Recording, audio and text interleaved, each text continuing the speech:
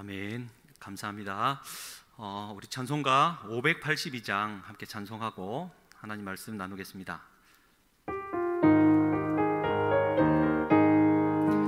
어둠 밤 마음에 잠겨 역사의 어둠 짙었을 때에 계명성 동쪽에 밝아 이 나라 여명이 왔다. 고요한 아침의 나라 빛 속에 새롭다. 이 빛 삶 속에 얽혀 이 땅에 생명 탐노아간다. 옥토에 뿌리는 깊어 하늘로 줄기가지 솟을 때 가지 이벅만을 해여 그 열매 만민이 산다. 고요한 아침의 나라 일꾼을 부른다. 하늘 씨앗이 되어 역사의 생명을 이어가리. 맑은 샘 줄기 용솟아 거칠은 땅에 흘러 적실 때 기름진 푸른 벌판이 눈앞에 활짝 트인다. 고요한 아침의 나라 새하늘 새 땅아 길이 꺼지지 않는 인류의 횃불 되어 타거라. 아멘. 이 나라와 민족 가운데 이 찬양의 고백처럼 우리의 신앙이 활활 불타오를 수 있기를 다시 한번 주님의 이름으로 축복합니다. 오늘 요한복음 1장 1절로 5절 말씀 다시 한번 보겠습니다. 요한복음 1장 1절에서 5절까지의 말씀입니다.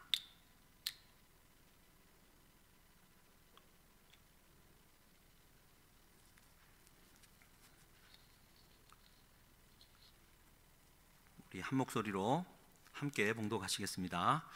태초에 말씀이 계시니라. 이 말씀이 하나님과 함께 계셨으니 이 말씀은 곧 하나님이시니라. 그가 태초에 하나님과 함께 계셨고 만물이 그로 말미암아 지은 바 되었으니 지은 것이 하나도 그가 없이 된 것이 없느니라. 그 안에 생명이 있었으니 이 생명은 사람들의 빛이라. 빛이 어둠에 빛이 돼 어둠이 깨닫지 못하더라. 아멘. 오늘 3일 밤 저녁 어둠이 깨닫지 못하더라 라는 제목으로 하나님 은혜 함께 나누겠습니다. 오늘 이 저녁도 하나님 앞에 예배하는 사랑하는 성도님들께 또 우리의 믿음과 또 신앙의 지조가 다시 한번 나로 새겨지고 또 주님 앞에 온전히 서는 또 마음에 의연한 결단이 있는 이 예배가 될 수 있기를 다시 한번 주님의 이름으로 축복합니다. 요한복음은 태초에 말씀이 있었다. 말씀은 영원하신 하나님이시다라는 말로 출발했습니다. 그래서 지난주에는 1절과 2절에 반복해서 나오는 말씀이 하나님과 함께 계셨다. 말씀이 하나님과 함께 계셨다는 것으로 나누었습니다. 오늘은 그 말씀을 어떻게 우리에게 또 전개되는지 3절로 5절 말씀으로 다시 한번 살펴보기를 원합니다. 오늘 3절을 한번 다시 한번 보십시오. 말씀이 하나님과 함께 계셨고 만물이 그로 말미암아 지은 바 되었으니 지은 것이 하나도 그가 없이 된 것은 없다라고 말합니다. 여기서 말하는 그는 하나님의 말씀입니다. 이 3절 말씀은 우리의 신앙 고백을 담고 있습니다. 첫 번째는 하나님께서 이 세상 모든 만물을 말씀으로 창조하셨다라는 신앙 고백입니다. 할렐루야. 어떠한 만물, 어떠한 물건, 어떠한 생명체, 미생물체도 하나님의 말씀 없이는 존재하지 못한다라고 말하고 있습니다. 뿐만 아니라 이 신앙 고백은 태초에 하나님이 천지를 창조하신 것을 고백할 뿐만 아니라 지금도 하나님은 하나님의 말씀을 통하여 새롭게 창조하고 계시다라는 신앙 고백입니다. 히브리서 1장 3절 말씀 이렇게 기록되어져 있습니다. 띄워주시면 같이 한번 읽겠습니다. 이는 하나님의 영광의 광채시요 그 본체의 형상이시라. 그의 능력의 말씀으로 만물을 붙드시며 죄를 정결하게 하는 일을 하시고 높은 곳에 계신 지극히 크신 이의 우편에 앉으셨느니라. 보십시오. 세 번째 줄입니다. 여기서 말하는 이는 말씀이 육신이 되신 우리 주 예수 그리스도를 가리키는 말이고, 예수님의 그의 능력의 말씀으로 만물을 붙들고 계신다라는 겁니다. 여기서 말하는 말씀이라는 언어는 레마입니다. 지난주 살폈듯이 로고스가 주어진 말씀이다라고 한다면 레마는 그 말씀이 성령의 감동으로 현재화된 사건을 가리키는 말씀입니다. 따라서 저 레마의 말씀은 지금 내게 들려지는 성령의 감동의 말씀이고, 그래서 능력의 말씀이 되는 겁니다. 능력의 레마의 말씀으로 하나님은 만물을 붙들고 계신다라는 겁니다. 따라서 우리 하나님은 오래전 태초에 천지를 창조해 놓고는 그냥 뒤로 빠져서 동물원의 구경꾼처럼 마치 자동 시계처럼 그냥 돌아가게끔 내버려 둔 것이 아니라 오늘도 이 세상을 향하여 긍휼과 애통의 마음으로 그분의 말씀으로 우리를 붙들고 계신다라는 것입니다. 그래서 우리 하나님은 지금도 만약 이 세상에 골짜기가 생기면 골짜기를 메우시고, 높은 산이 일고 또 높은 언덕이 있으면 그걸 깎으시고, 굽어진 길이 생긴다면 그 길을 곧게 하시고, 거칠은 땅이 생기면 그 길을 평탄하게 하심으로 꽃은 시들고 풀은 마르고 꽃은 시들지만 우리 하나님의 말씀은 영원하리라라는 그 말씀으로 우리 하나님은 오늘도 우리를 재창조하고 계신다라는 사실입니다. 사랑하는 성도님들, 만물이 하나님의 말씀 없이는 존재할 수 없다라는 이 말씀을 읽음으로 오늘도 힘겹고 어려운 삶을 닥치고 또 그렇게 대면하고 살아간다 할지라도 여러분 포기하지 마십시오. 영원한 하나님의 말씀이 우리 안에 있는 한 그분은 우리를 다시 새롭게 창조하실 것입니다. 할렐루야. 그 새 창조 또 재창조의 그 하나님의 말씀 안에 무엇이 들어있다라고 오늘 4절 말씀은 다시 한번 이어주고 있습니다. 4절을 한번 보십시오.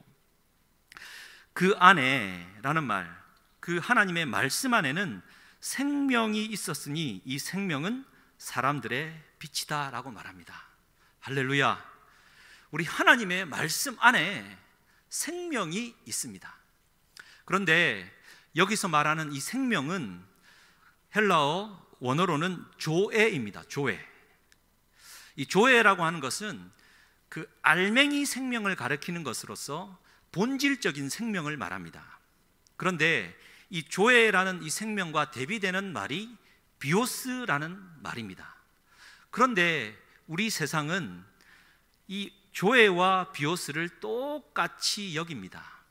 다시 한번 강조하면 조에는 본질적인 생명을 가리킨다라고 한다면 비오스는 그 생명을 싸고 있는 껍데기 생명을 가리키는 말입니다. 세상은 안에 있건 껍데기든 똑같이 여기고 있다라는 것이죠. 그러나 우리 그리스도인은 본질적인 생명, 이 조회가 하나님의 말씀 안에 있고 이 조회를 붙들고 살아가야 되는 존재들입니다. 여러분, 그 비오스라는 이 껍데기 생명은 마가복음 12장에 그 예수님이 이런 말씀을 하시지 않습니까? 그 성전에 들어갈 때 헌금함에 많은 사람들이 헌금을 넣고 들어가는데 한 가난한 과부가 그의 모든 소유 곧 생활비 전부를 넣었다라고 말씀하셨습니다. 그때 그 생활비라는 말이 비오스입니다. 뿐만 아니라 누가복음 15장에 탕자가 둘째 아들이 아버지 유산을 좀 다 주십시오, 제 살라고 좀 어디 가겠습니다라고 했더니 아버지가 각각 살림을 나누어 주었다라고 성경은 기록하는데, 그때 말하는 살림이 곧 비오스입니다. 그러니까 우리의 생명을 연장하기 위해서 부차적으로 필요한 생계 수단 정도가 비오스가 될 겁니다. 그에 반하여 조회라는 이 본질적인 생명은 다름이 아니라 요한복음의 숱하게 등장하는 단어인데, 요한복음 14장 6절 말씀에는 이렇게 기록되어져 있죠. 내가 곧 길이요 진리요 생명이니 나로 말미암지 않고는 아버지께로 올 자가 없다라고. 예수 그리스도, 그 구원의 이름이 되신 예수 그리스도를 가리키는 말, 길과 진리와 똑같은 의미의 생명이 곧 조회입니다. 본질적인 생명 뿐만 아니라 요한복음 3장 16절에 하나님이 세상을 이처럼 사랑하사 독생자를 주셨으니 이는 그를 믿는 자마다 멸망하지 않고 영생을 얻게 하려 함이라.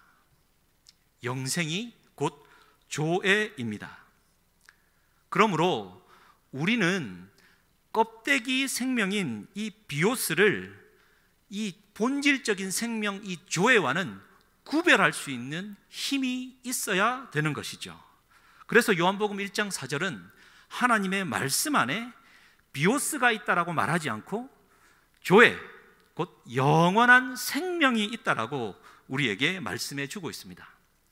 그런데 그 생명은 그냥 어떤 껍데기로 옷을 싸고 포개도 쌓일 수 없는 빛입니다. 엄청난 빛을 발하는 이 빛은 아무리 싸고 쌓아도 그 껍데기를 뚫고 나오는 빛이지요. 그래서 오늘 말씀에 4절 후반부에는 이 생명은 사람들의 빛이라고, 5절 말씀에 빛이 어둠에 비추되 어둠이 깨닫지 못한다라고 말하고 있습니다. 5절 말씀을 다시 보시면 이렇습니다. 조회라는 본질적인 생명의 빛이 우리 가운데 비쳤는데, 5절은 빛이 어둠에 비추되 어둠이 깨닫지 못하더라라고 두 가지를 말해주는데요. 첫 번째는 본질적인 생명인 예수 그리스도, 그 생명이 우리 가운데 왔지만 이 세상은 여전히 어두워서 그 빛을 깨닫지 못했다라는 무지를 말하기도 합니다. 뿐만 아니라 다시 한번 5절 말씀을 보시면 빛이 어둠에 비치되 어둠이 깨닫지 못하였다. 여러분 성경 가지신 성경 보시면 깨닫지 못하더라라는 말이 숫자 2로 되어 있고, 제일 아래로 보시면 2 해놓고 앞에 제일 밑에 보시면 또는 이기지 못하더라. 그러니까 이거는 소망을 말하는 것입니다. 생명의 빛이 비추어지니까 어두웠던 세상은 결국 비오스들은 깨어지고 조회의 본질적인 생명의 빛으로 밝아질 수밖에 없다라는 소망을 말해주고 있습니다. 할렐루야. 그래서 이 시편 36편 9절, 이 사실을 참 다윗은 잘 고백해주고 있습니다. 우리 같이 한번 읽겠습니다. 진실로 생명의 원천이 주께 있사오니 주의 빛 안에서 우리가 빛을 보리이다. 아멘. 생명의 원천이 우리 주님 안에 있습니다. 그래서 주의 빛 안에서 우리가 그의 빛을 보며 살아가는 것이 하나님의 자녀요 그리스도인인 것이죠. 여러분 사랑하는 성도님들, 그 생명 안에서 그 빛을 바라보며 살아가고 계시는지요? 그런데 말합니다. 세상은 여전히 어두워서 그 빛을 알지 못한다라고. 오늘 이 저녁에 말씀을 좀 쭉 읽으면서 서두를 좀 이렇게 출발했는데요. 여러분, 세상은 알지 못하고 깨닫지 못하지만 나는 알고 있고 나는 정말 기쁘고 감사한 참 생명의 가치가 여러분에게 있지 않습니까? 여러분, 제가 지금 무슨 말 하는지 잘 모르겠습니까? 세상은 아무리 욕을 하고 비난하고 뭐라 말해도 내가 우리 주 예수 그리스도 그 생명을 받은 자로서 다른 사람이 아무리 뭐라고 욕을 하고 돌을 던져도 내가 결코 포기할 수 없는 하나님 나라의 가치, 여러분 그거 하나씩 있지 않습니까? 오늘은 그 가치를 조금 되짚어 보았으면 좋겠습니다. 세상이 아무리 악해서 정말 깨닫지 못하지만 우리는 알 수 있는 두 가지 가치. 첫 번째는 자기 부인입니다. 두 번째는 하나님의 사랑입니다. 한번 따라 하실까요? 자기 부인. 자기 부인. 뭐 이런 농담은 안 하려 했지만 자기 아내라는 말이 아니겠죠. 자기를 부인하는 것. 두 번째가 하나님의 사랑입니다. 오늘 이 두 가지를 좀 살폈으면 좋겠습니다. 세상은 알지 못하지만 우리는 알 수 있는 생명의 가치, 자기 부인입니다. 예수님은 우리에게 말씀해 주셨습니다. 그 전에 이거 하나 빠뜨렸습니다. 여러분, 그 조회와 비오스를 조금 더 우리가 좀 생각을 해보아야 되는데요. 그 누가복음 8장 14절 그리고 요한일서 2장 16절 말씀 앞에 한번 보이십니까? 그 조회와 비오스를 이렇게 좀 구분하고 있는데요. 누가복음 8장 14절에는 이렇게 기록합니다. 가시떨기에 떨어졌다는 것은 말씀을 들은 자이나 지내는 중 이생의 염려와 재물과 향락의 기운이 막혀 온전히 결실하지 못하였 자라고 말합니다. 그 예수님의 그 말씀 네 가지 밭 비유에서 가시떨기 밭 비유인데 저때 이생의 염려라고 말하고 있는 이생이 곧 비오스입니다. 그러니까 우리는 우리의 마음의 방향이 껍데기 생명을 두고는 염려하고 살아가는 자라는 뜻입니다. 말하자면 무엇을 먹을까, 무엇을 입을까, 무엇을 마실까, 어디에서 살까, 자녀는 어떻게 키울까 라는 이 비오스를 염려하며 살아가고 있는 자다라는 뜻입니다. 두 번째는 16절에 요한일서 2장 16절입니다. 이는 세상에 있는 모든 것이 육신의 정욕과 안목의 정욕과 이생의 자랑이니 다 아버지께로부터 온 것이 아니요 세상으로부터 온 것이라고. 여기서 말하는 이생의 자랑, 이생이라는 말이 비오스입니다. 그러니까 우리는 우리의 자랑하는 수준이 본질적인 생명을 자랑하는 것이 아니라 껍데기 생명을 자랑하며 살아가고 있는 자들이다라는 뜻입니다. 믿는 자들이나 안 믿는 자들이나 우리는 이 비오스의 마음을 빼앗기고 살아가고 있는 자들임을 잊지 말아야 됩니다. 그러나 믿는 자들은 비오스의 마음을 빼앗겨 염려에 사로잡히고 비오스의 마음에 빼앗겨 자랑하며 살아가는 것은 그리스도인 사는 삶이 아님을 잊지 말아야 되는 것이죠. 말하자면 뭐 좋은 대학에 들어가고 또 좋은 직장을 구하고 또 좋은 결혼을 하고 뭔가 일이 잘 풀려나가는 것은 비오스입니다. 그런데 이것을 자랑하다 보면 그러지 못한 사람들은 실패요, 낙오자요, 또 인생의 잉여인간으로서 불필요한 인간처럼 취급되는 것이 오늘날 세상 아니겠습니까? 이 세상은 비오스만 괜찮으면 조에는 있건 없건 상관없이 살아가는 세상이다라는 것이 이 세상 어둠이 깨닫지 못하더라라는 말씀의 제목의 의미일 것입니다. 따라서 우리는 다시 한번 이 조에, 이 본질적인 생명을 구하면서 우리가 세상이 알 수 없는 두 가지 가치, 자기 부인과 하나님의 사랑을 좀 살펴보았으면 좋겠습니다. 첫 번째, 여러분 예수님은 이렇게 말씀하셨습니다. 마가복음 8장 34절과 35절입니다. 우리 같이 한번 읽겠습니다. 무리와 제자들을 불러 이르시되 누구든지 나를 따라오려거든 자기를 부인하고 자기 십자가를 지고 나를 따를 것이니라. 누구든지 자기 목숨을 구원하고자 하면 잃을 것이요 누구든지 나와 복음을 위하여 자기 목숨을 잃으면 구원하리라. 아멘. 세상은 말합니다. 너의 그 자아를 성취해야지만 네가 진짜 살아있는 거라고. 어떻게든 네가 목숨을 구걸하며 버텨야 진짜 사는 거라고. 그러나 우리 예수님은 우리에게 말씀하십니다. 너를 죽여야만 한다라고. 너를 죽여야, 네 목숨이 죽어야 진짜 본질적인 생명을 얻는 것이라고.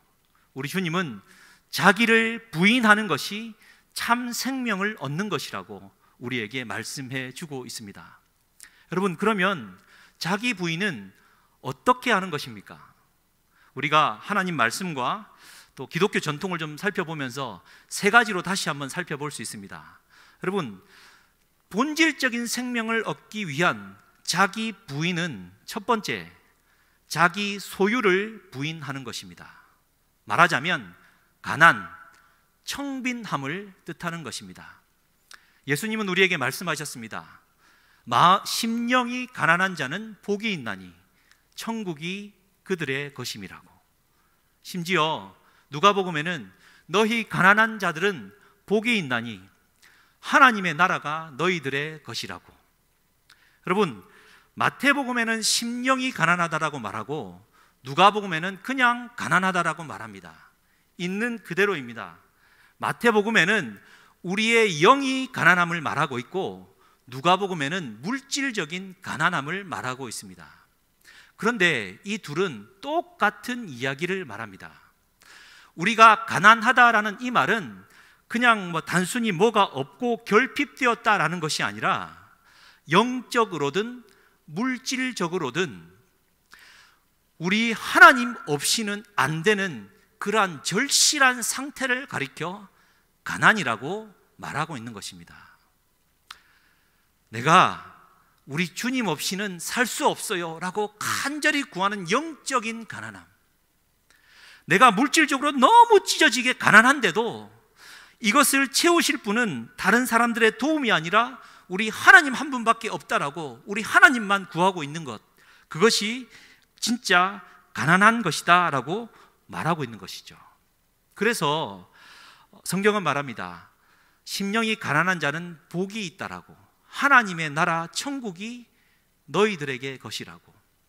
여기서 영적으로 하나님을 간절히 구하고 가난한 상태, 물질적으로 너무 궁핍해서 하나님의 도움만을 구하고 있는 그 상태는 잘 견디면 하나님의 나라를 선물로 주시겠다라는 뜻이 아니라 그러한 상태 그 자체가 하나님의 나라를 살고 있는 것이라고 현재형으로 준 말씀이다라는 것입니다. 여러분, 우리는 자기 소유를 부인하고 하나님 앞에서 가난한 마음으로 살아야 되는 진짜 참 생명의 존재임을 잊지 마십시다. 여러분, 11조가 그러합니다. 여러분, 11조를 어떠한 마음으로 하십니까? 여러분, 11조는 내가 벌어들인 것 중에 10 중에 하나를 하나님께 드리는 일이 아닙니다. 11조는 하나님께 모든 것이 하나님의 것인데 그 중에 19을 하나님께서 나에게 주신 것을 감사하는 헌금입니다. 그러므로 11조를 하고 훈련한다는 것은 이 모든 소유는 하나님의 것이고 이 소유를 부인하는 자기 부인의 훈련임을 우리는 잊지 말아야 될 줄 믿습니다. 그러므로 나를 비워내는 것, 나를 겸비하는 것, 이 비오스의 마음을 빼앗기지 않고 조의 본질적인 생명을 붙들고 오늘도 자기를 비워내는 것, 이것이 곧 소유를 부인하는 것, 이것을 말해주고 있는 것이죠. 세상은 말합니다. 가난한 것보다 부한 게 좀 낫지 않냐고. 더러운 부자도 있지만 깨끗한 부자도 있지 않냐라고. 사랑하는 성도님들, 한번 생각해 보십시다. 여러분, 부자면 어느 정도 되어야 부자입니까? 부자라는 개념 자체가 이미 상대적이고 내가 이미 어느 정도 많이 가졌다라고 생각하는 나는 이미 부자입니다 라는 생각을 가졌다면 그 사람은 소유에 집착하여 비오스에 빠진 사람 아니겠습니까? 우리 주님은 말씀하셨습니다. 주는 것이 받는 것보다 복되다라고. 주라, 그리하면 후히 되어 누르고 흔들어 넘치도록 채워줄 것이라고. 여러분, 우리는 부자가 될 그 여지가 없습니다. 왜냐하면 하나님이 채워주시면 그것을 비워서 나누어야 되기 때문입니다. 사랑하는 성도님들, 그러한 나눔과 비움의 삶을 살고 계신지요? 우리 주님이 우리에게 말씀하신 자기를 부인하고 자기 십자가를 지고 나를 쫓을 것이라 말씀하실 때 첫 번째는 너의 소유를 부인하라 말씀하신 것입니다. 부자 청년이 우리 주님께 찾아왔지요. 주님, 어떻게 하면 영생을 얻겠습니까? 영생, 조회입니다. 어떻게 하면 조회를 얻을까 질문했더니 예수님은 대답합니다. 살인하지 말고, 도적질하지 말고, 간음하지 말고 율법을 제시하시면서 지켜라. 그 청년이 말합니다. 다 지켰습니다. 그런데 네게 부족한 것이 한 가지 있다.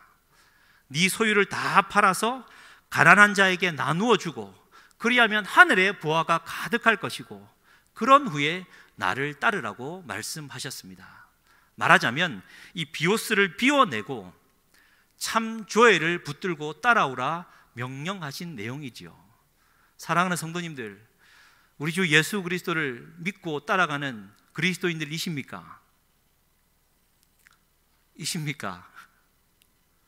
그런데 어떻게 오늘도 움켜쥐지 못해 아둥거리며 오늘도 무엇을 입을까, 무엇을 마실까 비오스에 염려하고 오히려 비오스를 자랑하며 살아가고 있지는 않는지요? 우리는 소유를 부인하고 주님 앞에 온전히 생명을 구하는 저와 우리가 될 수 있기를 주님의 이름으로 간절히 축복합니다. 두 번째, 자기 부인의 의미는 부정함을 부인하는 것입니다. 다시 말해 정결함입니다.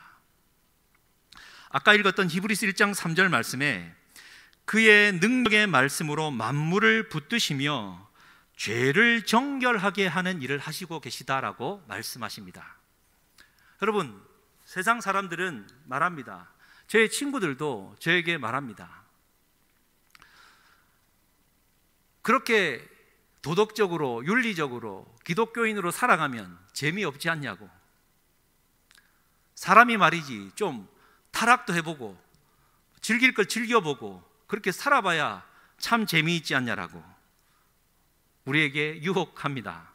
그러나 사랑하는 성도님들, 부정함과 죄악은 당장은 좋아 보이지만 인간을 파멸로 이끄는 정말 세상이 깨닫지 못하는 가치, 정결함, 죄와 싸워 이기는 그 가치는 정말 너무나도 중요한 일일 것입니다. 오늘날 세상은 그러합니다. 동성애자들이 난무하고요. 여러분, 성도착자들이 이제 양지로 나와서 나도 이렇게 성생활하는 것이 괜찮노라고, 이것도 권리라고 세상 사람들은 나오고 있습니다. 여러분, 전쟁이 터지면 얼마나 수많은 착취와 이 유린이 자행되는지요. 6.25 전쟁 이후에 우리나라가 정말 기사회생했지만 수많은 혼혈아가 많아서 해외로 입양하는 일도 벌어졌음을 우리는 잊지 말아야 됩니다. 그냥 역사적 사실이 아니라 뿐만 아니라 성경 안에는 뭐라고 기록되어 있습니까? 다윗의 아들 압살롬이 아버지를 반역하고 일어났습니다. 다윗이 예루살렘 궁을 빠져나가고 예루살렘 성을 탁 차지하고 가장 첫 번째 한 일이 무엇입니까? 옥상 위에 텐트를 치고 아버지가 거느리던 후궁 10명을 세상 사람들이 다 보란 듯이 유린한 것이었습니다. 여러분, 성경에만 일어난 일이 아니라 수천 년 전에 일어난 일이 아니라 오늘날 정말 어둠이 깨닫지 못하는 이 세상이 오늘날 우리에게 보여주는 현실 아니겠습니까? 그 거룩한 성경책에 거룩하지 못한 일들이 얼마나 많이 기록되어 있습니까? 왜입니까? 우리는 진짜 인간답게 살아가기 위해서는 부인해야 될 것, 죄에 대하여 정결함을 위해 부정함을 부인하고 살아가야 된다는 것입니다. 여러분, 요즘 대학생들에게 설문조사를 했습니다. 방값을 아끼기 위하여 남녀가 같이 하숙하는 것에 대해서 어떻게 생각하냐고 10년 단위로 계산을 했는데, 여러분, 그 수치가 점점점 괜찮다라는 이 통계가 점점점 높아지고 있다라는 사실입니다. 성, 사랑, 거기에는 엄청난 책임이 따른다는 사실과는 상관없이 경제적이라는 이유로 이 세상의 정결함은 무참히 짓밟히고 있습니다. 출애굽기 28장 36절로 38절입니다. 우리 같이 한번 읽겠습니다. 시작. 너는 또 순금으로 패를 만들어 도장을 새기는 법으로 그 위에 새기되 여호와께 성결이라 하고 그 패를 청색 끈으로 관 위에 매되 곧 관 전면에 있게 하라. 이 패를 아론의 이마에 두어. 여기까지만 읽겠습니다. 제사장, 대제사장인 아론이 하나님 앞에 제사장 직분을 갖기 위해 머리부터 발끝까지 제복을 입는데, 가장 눈에 띄게 보이는 이 메시지가 뭐냐면은 하나님 앞에 그 이만한 푸른색 띠를 만든 다음에 거기에 여호와께 성결이라는 말을 도장을 새기듯 새겨 놓고는 그것을 이마에 매라고 말하고 있습니다. 그러면 대제사장 아론을 바라보는 모든 백성들은 가장 먼저 눈에 띄는 것이 그의 이마에 새겨진 글일 것입니다. 여호와께 성결. 오늘 신약시대를 살아가는 우리에게 하나님은 말씀하십니다. 너는 왕같은 제사장이라고. 그러면 오늘 우리는 우리의 이마에 도장을 새기듯 새겨놓고 머리에 두건을 두르듯 꽉 조아 매어야 되는 이 메시지는 여호와께 성결이라는 메시지입니다. 사랑하는 성도님들, 자기를 부인하고 자기 십자가를 지고 나를 쫓으라라는 이 두 번째 의미는 내 정결함을 위해 부정함, 죄를 부인하는 것, 정말 중요한 가치임을 우리가 잊지 말아야 될 줄 믿습니다. 여러분, 이 정결함에 대한 가치를 예수님이 잘 보여주셨습니다. 사마리아 여인 그리고 가늠한 여인에 대하여 예수님이 하신 행동입니다. 예수님은 사마리아 땅 자체도 부정하다고 말했지만 그 중에서도 부정한 여인인 사마리아 여인에게 직접 찾아가셔서 비오스에 빠져있는 그 여인을 향하여 조에 참 생명을 주시면서 그 여인을 구원해 내시죠. 뿐만 아니라 가늠한 여인이 현장에 잡혀왔을 때 예수님은 그 여인에 대하여 여전히 사랑의 마음을 두셨다가 잠깐 땅에 뭔가를 쓰시고는 시간을 보신 이후에 죄 없는 자가 돌로 치라, 양심의 가책을 일으킨 다음에 다 떠나고 그 여인에게 말씀하셨습니다. 나도 너를 정죄하지 아니하노니 가서 다시는 죄를 범치 말라. 죄 지었던 것이 그냥 괜찮다라고 말씀하신 것이 아니라 우리 주 예수 안에서 사람은 재창조, 새 창조될 수 있다는 것을 가르쳐 주신 것입니다. 사랑하는 성도님들, 우리는 죄를 지을 수밖에 없는 부정한 자일 수밖에 없습니다. 그러나 예수 안에서 다시 한번 자기를 부인하는 마음으로 정결함을 위해 피를 흘리듯 싸우며 예수 안에서 새롭게 되어야 되는 존재임을 잊지 마십시다. 자기를 부인한다라는 이 말, 여러분, 부정함을 부인한다라는 것 잊지 말았으면 좋겠습니다. 또한 세 번째는 내 뜻을 부인한다라는 뜻입니다. 내 뜻, 내 뜻이 아니라 하나님의 뜻을 쫓아간다라는 뜻입니다. 여러분, 우리는 기도하는 자들입니다. 예수님이 우리에게 기도를 가르쳐 주셨습니다. 뜻이 하늘에서 이루어진 것처럼 땅에서도 이루어지이다라고. 우리는 기도하는 자로서 내 뜻을 막 하나님께 막 관찰하는 자들이 아니라 하늘의 뜻이 땅에 이루어지기를 구하는 자들이다라는 뜻입니다. 뿐만 아니라 우리 예수님은 겟세마네에서 통곡과 눈물로 기도하시면서 고백하셨죠. 아버지여, 내 뜻대로 마시고 아버지의 뜻대로 해 주옵소서. 정말 우리 교회 본질적인 생명을 가진 자는 내 뜻을 관철시키는 사람이 아니라 하나님의 뜻을 구하며 그 뜻에 순종하며 나아가는, 다시 말해 순명, 곧 명령에 순종하는 자이다라는 것을 가르쳐 주고 있습니다.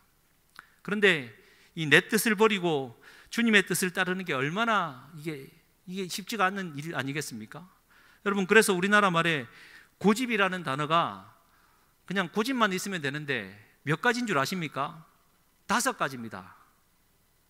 옹고집, 외고집, 쇠고집, 땅고집, 제일 마지막으로 똥고집. 이 고집이 얼마나 센지요.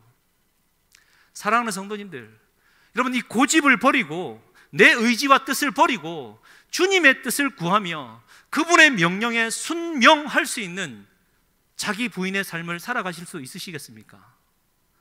여러분, 긴 얘기였지만 다시 한번 강조합니다.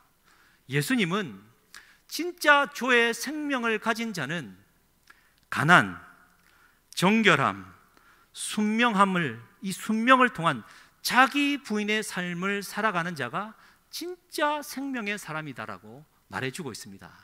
그런데 세상은 그렇게 사는 사람을 가리켜 바보라고 말하고 멍청이라 손가락질을 하겠지요. 어둠은 깨닫지 못하지만 우리는 그 가치를 붙들고 살아가는 참 하나님의 사람이 되어야 될 줄 믿습니다. 사진 한번 띄워주시겠습니까? 여러분, 제가 말씀드린 이 가난, 정결, 순명은 그냥 한 말이 아니라 기독교 2000년 역사 가운데 성령 충만했던 사람들이 행해왔던 3가지 가치입니다.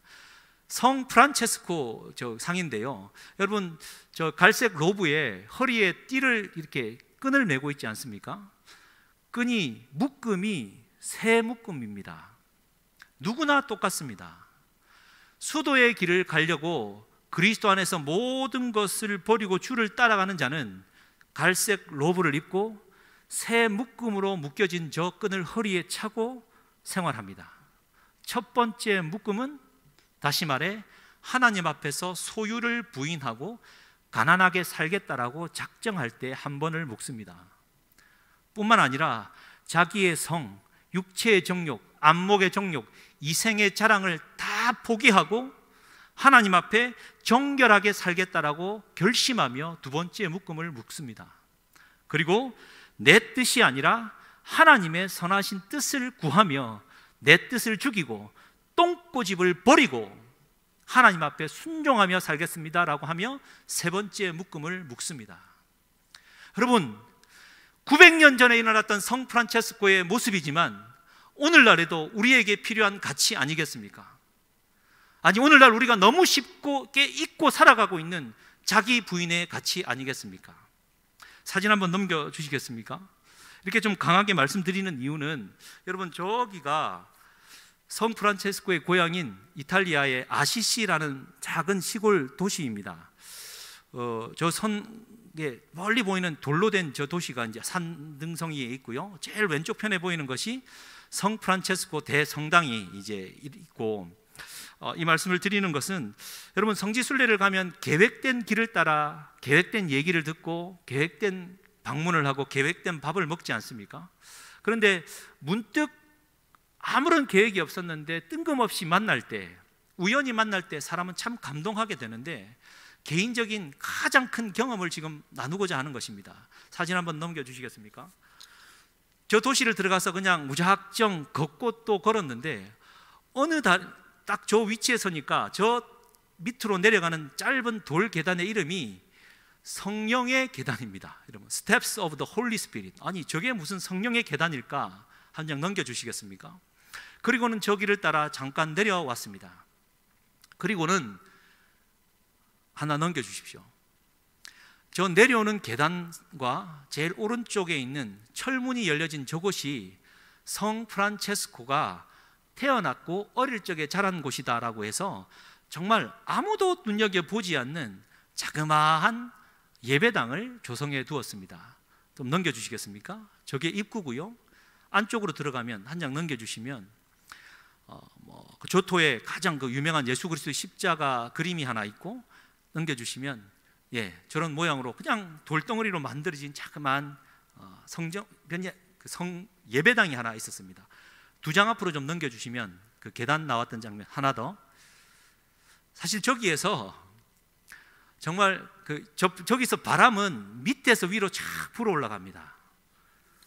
성령의 계단, 성 프란체스코가 새 묶음을 통하여 허리에 찼던 그 가치, 성령이 바람처럼 싹 불어 올라오는데요, 프란체스코가 태어났다라는 저곳에서 성령의 계단 앞에 섰을 때 제 마음은 정말 머리끝부터 발끝까지 정말 뜨겁게, 정말 전기가 통하듯이 전율이 일어났습니다. 아, 그래, 주님을 따라가는 자, 주의 길을 가는 자는 새롭게 태어나는 거야. 새롭게 태어나면서 자기를 부인하는 가치, 너는 네 소유를 부인해야 되고, 정결함을 유지하기 위해 부정함을 부인해야 되고, 네 뜻을 부인해서 주의 뜻을 구하며 살아가야 된다라는 성령의 음성처럼 강하게 불어왔던 것입니다.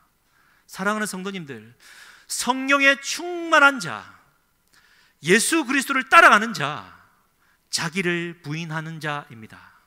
이 세 가지 가치를 잊지 마시고 오늘도 이 어려운 시기를 함께 이겨나갈 수 있는 저와 우리가 될 수 있기를 주님의 이름으로 간절히 축복합니다. 마지막 두 번째죠. 하나님의 사랑을 세상 사람들은 알지 못합니다. 이 말은 사도 요한은 요한복음 13장 34절에 말합니다. 예수님이 제자들의 발을 씻겨주시면서 새 계명을 너희에게 주노니 서로 사랑하라고, 내가 너희를 사랑한 것 같이 너희도 서로 사랑하라고. 사도 요한은 요한 1서를 기록하면서 요한 1서 4장 7절과 8절은 또 이렇게 우리에게 권면해 주고 있습니다. 사랑하는 자들아, 우리가 서로 사랑하자. 사랑은 하나님께 속한 것이니 사랑하는 자마다 하나님으로부터 나서 하나님을 알고. 8절 같이 읽겠습니다. 사랑하지 아니하는 자는 하나님을 알지 못하나니 이는 하나님은 사랑이심이라. 아멘. 여러분, 세상 사람들은 이 하나님의 사랑을 결코 알지 못합니다. 그런데 오늘 이 저녁에 마지막으로 나누고 싶은 말은, 예수를 믿고 살아가는 우리도 그 하나님의 사랑을 잘 모른다라는 것입니다. 여러분, 우리 교회가 선교를 지향하고 있습니다. 이상혁 선교사님이 채워주심이라는 책을 통해서 자기의 그 선교사역 이야기를 좀 들려주고 있는데요, 그분은 미국에 있는 아리조나주에 있는 그 호피 인디언들을 선교하였습니다. 320년 동안 아무런 선교가 안 되던 그곳에 교회가 세워지고 비전 센터가 세워지는 혁혁한 공헌을 했던 이상혁 선교사님의 자기의 선교 이야기인데요, 호피 인디언들은 원래 이 선교가 잘 되지 않고 이 사람들이 좀 타락을 했는지 목회자를 찾아와서는 이런저런 얘기를 하다가 돈을 좀 달라, 도와달라, 뭔가 이 뒷꿍꿍이를 가지고 찾아온답니다. 그러니 선교사님의 마음은, 하나님의 사랑은 오간데 없고 일단 새 가족이 찾아오면 기뻐해야 되는데 경계부터 했답니다. 그러면서 어떤 한 여인을 소개합니다. 이 여인은 진짜 하나님의 은혜 가운데 이제 헌신되었다라고 말을 하면서 자기에게 왔답니다. 그런데 그 여인의 말을 믿지는 않았답니다. 그 여인은 원래 아들 넷, 딸 하나를 두었는데 전부 아빠가 다른, 말 그대로 사마리아 여인이었답니다. 어느 날은 교인이니까 음주운전을 하고 걸려서 경찰서에 있는데 돈을 많이 주고 보석금을 가지고 석방해서 데리고 오는 일이 벌어지고, 어느 날은 자기가 봉사하겠다라고 자선단체에 봉사를 하니까 또 교회도 청소 봉사를 하겠다라고 해서 그 여인에게 너무 기특해서 시간당 보수를 줄 테니까 시간을 기록해라 했더니 그 여인이 시간을 거짓으로 과보고를 하더랍니다. 그리고는 자살 소동을 일으키고 막 그래서 자녀들마저도 제발 좀 저희 어머니 좀 돕지 말라라고. 그 여인이 교회 안에 있음으로 말미암아 시험 들어서 교인들도 떠나가고, 그러면서 기도하면 하나님 앞에서 눈물로 애통해하며 기도하는 겁니다. 이 선교사님 마음속에 그 기도를 듣고 있으면서 하는 말이, 그래 니나 잘하지. 마음이 너무 힘들었답니다. 그러다가 아프가니스탄, 카자흐스탄의 친구 선교사가 8년 사역을 하고 이제 한국으로 돌아와 심장에 구멍이 생겨서 이제 치료를 위해 왔을 때 친구와의 대화 속에서 다시 한번 회개했답니다.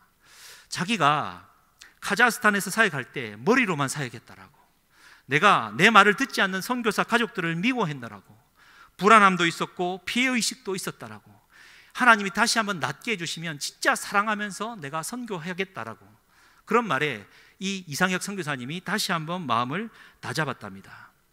그러면서 다시 한번 하나님의 말씀 가운데 들어갔습니다. 사랑하는 성도님들, 우리 예수님이 베드로가 부인할 것을 알고도 친히 그 발을 씻겨 주셨습니다. 가룟 유다가 예수를 팔아먹을 것을 알면서도 가룟 유다의 발을 씻겨 주셨습니다. 예수님이 단순히 그냥 속아 주신 것입니까? 알면서도 그냥 넘어가 주신 것입니까? 아닙니다. 예수님은 그냥 베드로를, 가룟 유다를 사랑하셨습니다.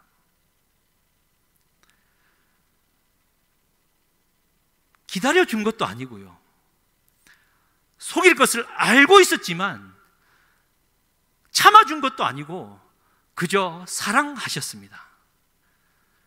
부인하고 도망갔던 베드로를 향하여 주님이 찾아오셔서 하셨던 첫 번째 말은, 베드로야, 네가 나를 사랑하느냐? 주님은 사랑하셨습니다. 사랑하는 성도님들, 그냥 끝까지 사랑하셨습니다. 그래서 이상혁 선교사 말에 의하면 진짜 호피 전통을 내려놓고 양다리 신앙으로 인디언들이 신앙생활을 하는 것을 봤지만 이 여인만큼 호피 전통을 다 버리고 예수님께 나온 자는 없었고, 전통에서 다 배제되고 이제 오갈 데 없는 여인을 교회가 받아주지 않으면 어디에도 받아들일 수 있는 곳이 없었기에 그 여인을 더 사랑하고 기다리기로 했다라고 말해주고 있습니다. 여러분, 이 얘기를 왜 말씀드리겠습니까? 사랑하는 성도님들은 하나님의 사랑을 아십니까? 하나님의 사랑으로 사랑하고 계십니까? 저 개인을 돌아보아도, 아무리 돌아보아도 내가 하나님의 사랑을 안다라고 할 만큼 나는 하나님의 사랑을 실천하지 못하는 자임을 다시 한번 뼈저리게 느끼게 되어집니다. 우리가 아직 죄인되었을 때에 그리스도께서 우리를 위하여 죽으심으로 하나님께서 우리를 향한 자기의 사랑을 확증하셨다라고, 여전히 죄인되었고 정말 입에서는 너나 잘하세요라고 말이 나올 만큼 원수처럼 여겨지는 그 사람을 향하여 목숨을 다하여 사랑해 주신 하나님의 사랑을 여러분 아시는지요?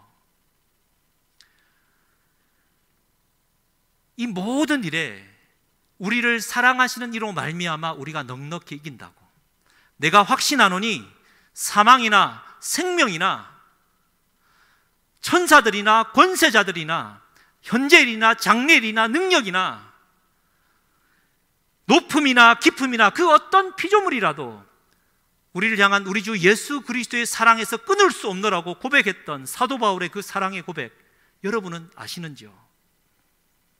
여러분, 우리 사랑하며 살아가십시다.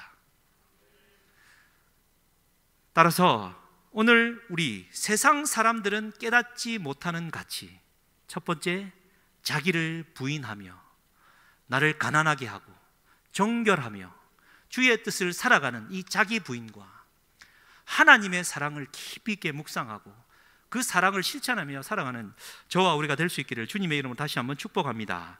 우리 마지막으로 이 찬양 한번 고백하고 말씀을 맺겠습니다. 하나님은 너를 만드신 분,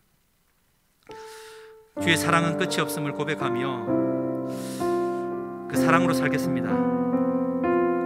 하나님은 너를 만드시는 분, 너를 가장 많이 알고 계시며, 하나님은 너를 만드신 분, 너를 가장 깊이 이해하신단다. 하나님은 너를 지키시는 분, 너를 절대 포기하지 않으며, 하나님은 너를 지키시는 분, 너를 쉬지 않고 지켜보신단다. 그의 생각 셀 수 없고 그의 자비 무궁하며 그의 성실 날마다 새롭고 그의 사랑 끝이 없다. 아멘. 하나님은 너를 원하시는 분, 하나님은 너를 원하시는 분, 이 세상 그 무엇, 이 세상 그 무엇 그 누구보다 하나님은 너를 원하시는 분, 너와 같이 있고 싶어 하신단다. 아멘. 하나님은 너를 인도하는 분, 광야에서도 폭풍 중에도 하나님은 너를 인도하는 분, 푸른 초장으로 인도하신단다. 그의 생각 셀 수 없고 그의 자비 무궁하며 그의 성실 날마다 새롭고 그의 사랑 끝이 아멘. 그의 사랑 끝이 없단다. 그의 사랑 끝이 없다. 그의 사랑 끝이 없단다. 그의 사랑 끝이 없단다. 우리 주여 한번 부르시고 주신 말씀 생각하며 기도하시겠습니다. 주여, 하나님 아버지여, 하나님 아버지, 아직도 내가 등등히 살아서 하나님 칼이 선 것과 같이 하나님 아버지 세상을 향하여 날선검으로 살아가고 있는 나 자신을 돌아보며 아버지 하나님 나를 용서하여 주시고 자기를 부인하고 자기 십자가를 지고 주의 사랑을 덧입고 살아가는 참 생명의 사람으로 거듭날 수 있도록 아버지 하나님 오늘 나를 인도하여 주시고 아버지 하나님 은혜와 사랑과 긍휼과 자비를 더하여 주시옵소서. 주의 사랑으로 사랑하며 살아가게 하여 주시옵소서. 아버지 하나님 우리를 불쌍히 여겨 주시옵소서. 하나님 우리가 비오스 껍데기 생명의 마음을 빼앗기고 껍데기 생명에 염려하고 껍데기 생명을 자랑하며 살았음을 하나님 용서를 구합니다. 아버지 하나님, 이제 하나님의 생명 안에서 자유하게 하여 주시고 아버지 하나님, 본질적인 생명으로 세상에 빛이 되는 자가 되게 하여 주시옵소서. 어렵고 힘든 시기에 하나님, 교회가 생명의 빛을 발하는 교회들로 설 수 있도록 하나님 도와주시고 은혜 위에 은혜를 더하여 주시옵소서. 하나님의 사랑으로 하나님의 사랑을 알게 하여 주시고 그 사랑으로 살게 하여 주시옵소서. 세상을 품을 만한 바다와 같은 마음을 더하여 주시고 하나님 아버지를 향하여 하나님 드높이 들어 자기를 부인하고 주의 사랑을 덧는 아름다운 사랑의 용사들이 되게 하여 주시옵소서. 우리 한 가지 기도하겠습니다. 주의 몸된 교회에 하나님의 사랑으로 충만하게 하여 주시고 자기를 부인하는 그리스도인들이 넘쳐나기를 기도해 주시고 사랑하는 담임 목사님에게 성령으로 충만케 하여 주시고 사모님 깨어나고 일어나서 식사하고 주를 노래하게 하여 주시고 환우들을 축복하여 주셔서 낫게 하여 주시고 무엇보다 세계 선교의 역사가 하나님의 사랑으로 천만이 전개되어지는 교회가 되게 해달라고 주여 한번 부르짖고 중보하시겠습니다. 주여, 하나님 아버지여 감사합니다. 주의 몸된 교회 참다운 선교사들이 넘쳐나게 하여 주시고 가는 선교사, 보내는 선교사, 하나님 우리 모든 것들을 감당해낼 만한 성령의 충만한 자기 부인의 사람들로 넘쳐나게 하여 주시옵소서. 하나님 우리 목사님을 성령으로 충만케 하여 주시고 성령의 새바람이 불어와 아버지는 날마다 새롭게 태어나는 은혜를 더하여 주시옵소서. 사모님 낫게 하여 주시고 찬송케 하여 주시고 예배케 하여 주시고 식사하며 소화케 하여 주시옵소서. 아버지는 여러가지 질병으로 고통 중에 있는 성도들을 축복하여 주시고 하나님 그래야 해서 정말 치유와 회복이 있는 교회, 하나님 나라를 위해 오늘도 불단히 일어나서 달려갈 수 있는 믿음의 선교 사명을 감당하는 교회가 될 수 있도록 주여 축복하여 주시옵소서.